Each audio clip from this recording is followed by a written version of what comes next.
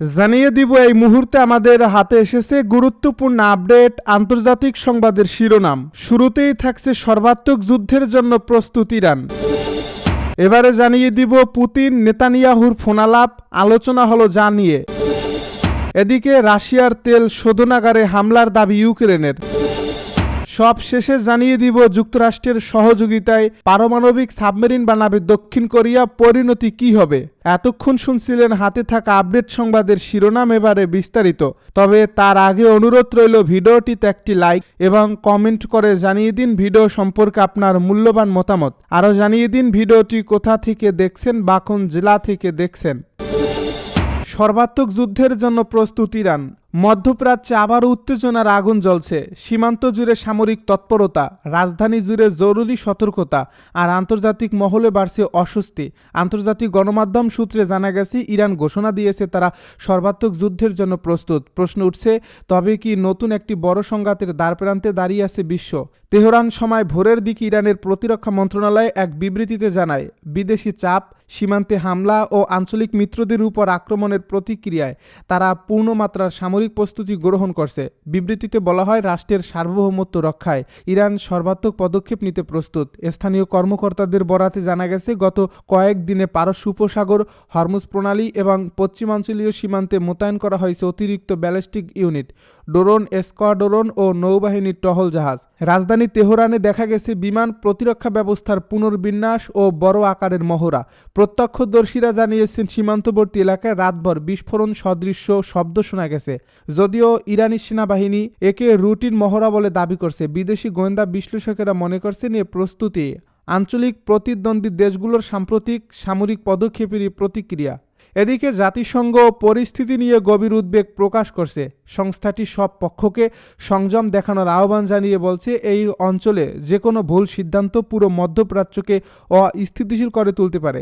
যুক্তরাষ্ট্র, ইউরোপীয় ইউনিয়ন ও উপসাগরীয় কয়েকটি দেশও জরুরি বৈঠক করেছে, তবে কেউই সরাসরি সামরিক জবাবের ইঙ্গিত দেয়নি। তবে আঞ্চলিক কূটনীতিকেরা সতর্ক করে বলেছেন, ইরানের এই ঘোষণার ফলে ভুল বোঝাবুঝি ও অনিচ্ছাকৃত সংঘর্ষের সম্ভাবনা আরও বেড়ে গেল।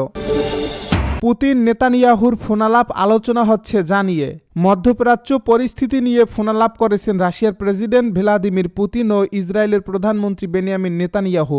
শনিবার দুই রাষ্ট্রনেতার মধ্যে এই ফোনালাপ হয়, খবর সামা টিভির। রুশ প্রেসিডেন্টের কার্যালয় ক্রেমলিন জানিয়েছে, এই আলাপচারিতার মধ্যপ্রাচ্য অঞ্চলের পরিস্থিতি, বিশেষ করে গাজা উপত্যকা নিয়ে বিস্তারিত আলোচনা করা হয়েছে। হামাসের সঙ্গে নিরস্ত্রীকরণ চুক্তি বাস্তবায়ন ও বন্দি বিনিময় সম্পর্কে দুই নেতা কথা বলছেন। এছাড়া ইরানের পারমাণবিক কর্মসূচি ও সিরিয়ায় স্থিতিশীলতা বৃদ্ধির উদ্যোগ নিয়ে মত বিনিময় হয়। অন্যদিকে ইসরায়েলি প্রধানমন্ত্রী বেনিয়ামিন নেতানিয়াহুর কার্যালয় জানায়, শনিবার সন্ধ্যায় দুই নেতার মধ্যে ফোনালাপটি অনুষ্ঠিত হয়েছে রাশিয়ার প্রেসিডেন্ট ভ্লাদিমির পুতিনের উদ্যোগে। আলাপচারিতায় আগের কয়েকটি আলোচনার ধারাবাহিকতায় মধ্যপ্রাচ্য ও গাজার পরিস্থিতি নিয়ে মত বিনিময় হয়। পুতিন ও নেতানিয়াহুর মধ্যে এর আগে সর্বশেষ ফোনালাপ হয়েছিল গত 6 অক্টোবর। সে সময় তারা মধ্যপ্রাচ্যের পরিস্থিতি নিয়ে আলোচনা করেছিলেন। পুতিন তখন আন্তর্জাতিক আইন অনুসারে ফিলিস্তিনি সমস্যা সমাধানের সমর্থনে রাশিয়ার সমর্থন পুনর্ব্যক্ত করেন। উল্লেখ্য, 2023 সালের অক্টোবর মাস থেকে ইসরায়েলি আগ্রাসনে গাজায় 69,000-এরও বেশি মানুষ নিহত হয়েছেন, যাদের মধ্যে বেশিরভাগই নারী ও শিশু। পরে যুক্তরাষ্ট্রের মধ্যস্থতায় গত 10 অক্টোবর হামাস ও ইসরায়েল যুদ্ধবিরতি চুক্তি কার্যকর করে। চুক্তির প্রথম ধাপে ফিলিস্তিনি বন্দীদের বিনিময়ে ইসরায়েলি বন্দীদের মুক্তি দেওয়া হচ্ছে। এছাড়া এই চুক্তি অনুযায়ী গাজার পুনর্গঠন ও হামাসবিহীন নতুন শাসন ব্যবস্থা গড়ে তুলতে কার্যক্রম হাতে নেওয়া হয়েছে। রাশিয়ার তেল শোধনাগারে হামলার দাবি ইউক্রেনের। মস্কোর নিকটবর্তী রাশিয়ার একটি তেল শোধনাগারে হামলা চালানোর দাবি করেছে ইউক্রেন। এর মাত্র একদিন আগে রাশিয়া কিয়েভে ব্যাপক ও প্রাণঘাতী হামলা চালায়, খবর আল জাজিরার। শনিবার সামাজিক যোগাযোগ মাধ্যমে ইউক্রেনীয় সেনাবাহিনী জানায়, শত্রুপক্ষের ক্ষেপণাস্ত্র ও বোমা হামলার সক্ষমতা কমাতে রিয়াজান অঞ্চলের ওই তেল শোধনাগারে হামলা চালানো হয়েছে। এই হামলা সামরিক অভিযানের অংশ। শুক্রবার রাশিয়ার হামলায় কিয়েভে অন্তত 6 জন নিহত হয় এবং আরও প্রায় 3 ডজন মানুষ আহত হয়। বসতবাড়ি ও অন্যান্য স্থাপনায় আঘাত হানা সেই হামলাকে ইউক্রেনের প্রেসিডেন্ট ভলোদিমির জেলেনস্কি পাল্টা আক্রমণ বলে আখ্যায়িত করেছেন। তিনি বলেন, ব্যালিস্টিক ও অ্যারোব্যালিস্টিক মিসাইল সহ রাশিয়া প্রায় 430টি ড্রোন এবং 18টি ক্ষেপণাস্ত্র ব্যবহার করে হামলা চালিয়েছে। রিয়াজান শোধনাগারে ইউক্রেনের পাল্টা হামলা ইঙ্গিত দিচ্ছে শীতের আগে আবারও জ্বালানি ভিত্তিক অবকাঠামোর পাল্টাপাল্টি হামলা বাড়ছে। প্রায় 4 বছর ধরে চলমান যুদ্ধকে নিজেদের পক্ষে ঘুরিয়ে দিতে উভয় দেশই শক্তি অবকাঠামোকে টার্গেট করছে। গত সপ্তাহে ইউক্রেনের রাষ্ট্রীয় বিদ্যুৎ সংস্থা ইউক্রেন এনার্গো জানায় বিভিন্ন অঞ্চলে বিদ্যুৎ সরবরাহে লোডশেডিং বা নিয়ন্ত্রিত বিদ্যুৎ বিভ্রাট চালু করা হবে, কারণ রাশিয়ার সাম্প্রতিক হামলায় ক্ষতিগ্রস্ত অবকাঠামো মেরামতের কাজ চলছে।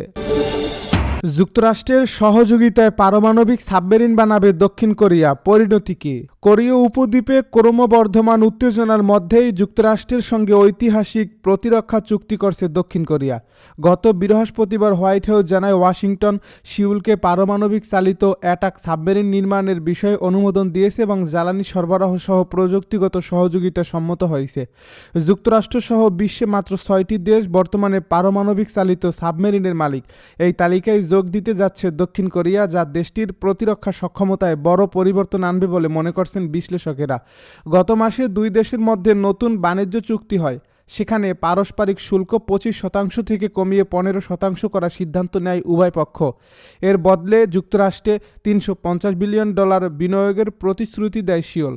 এরপরই সাবমেরিন প্রকল্পে সবুজ সংকেত দেয় ওয়াশিংটন। প্রেসিডেন্ট ডোনাল্ড ট্রাম্প তার প্ল্যাটফর্ম ট্রুথ সোশ্যালে লেখেন, দক্ষিণ কোরিয়াকে পুরনো ডিজেল নয়, আধুনিক পারমাণবিক চালিত সাবমেরিন নির্মাণের অনুমতি দেওয়া হয়েছে। তবে কোন দেশে সাবমেরিনগুলো তৈরি হবে তা নিয়ে দুই দেশের অবস্থান ভিন্ন। ডোনাল্ড ট্রাম্প দাবি করেন মার্কিন শহর ফিলাডেলফিয়ার একটি হানহোয়া মালিকানাধীন শিপইয়ার্ডে এগুলো নির্মিত হবে। অন্যদিকে সিউলের বক্তব্য, দ্রুত সময়সীমা ও সক্ষমতার কারণে সাবমেরিন স্থায়ীভাবে তৈরি হওয়াই যুক্তিযুক্ত। উত্তর কোরিয়ার সাম্প্রতিক পদক্ষেপেই প্রধান কারণ। পিয়ংইয়ং গত বছর তাদের নিজস্ব পারমাণবিক চালিত সাবমেরিন নির্মাণের ছবি প্রকাশ করে। আগামী কয়েক বছরের মধ্যে সেটি চালু হবে বলে ধারণা করা হচ্ছে। সিউলের প্রতিরক্ষা মন্ত্রী আহন গিউ বাক বলেন, পারমাণবিক সাবমেরিন দক্ষিণ কোরিয়ার জন্য গর্বের অর্জন এবং উত্তর কোরিয়ার নজরদারি ও প্রতিরোধ সক্ষমতা বাড়াতে এটি গুরুত্বপূর্ণ পদক্ষেপ। তার ভাষায়, এসব সাবমেরিনের নিরাপত্তা ও দ্রুতগতি কিম জং উনকে রাতে জাগিয়ে রাখবে।